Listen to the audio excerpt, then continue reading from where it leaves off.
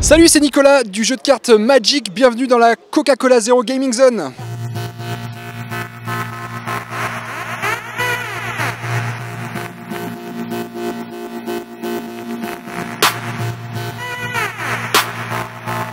Alors parmi ces 20 millions de joueurs, de fans de Magic dans le monde, certains jouent sur la table du salon, d'autres jouent dans leur boutique locale, et puis d'autres vont vouloir rechercher plutôt la partie compétitive du jeu.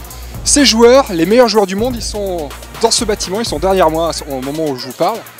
Ils sont 300, environ 400 joueurs aujourd'hui, et ce sont les meilleurs joueurs du monde. Donc ils ont tous décroché leur place qualificative pour venir à cet événement qui est le Pro Tour, Magic the Gathering.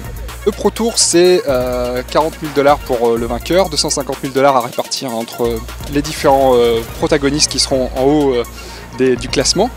Et c'est la partie la plus compétitive de Magic. Alors très simplement, Magic, on arrive à la table, on a un jeu constitué de 40-60 cartes, dans lesquelles chaque carte représente un sort, une créature ou un terrain.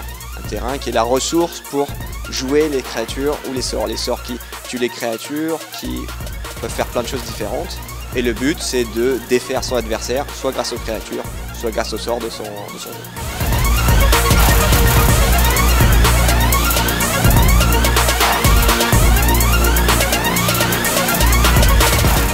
Magic Duels, la nouvelle version sortira en juillet 2015.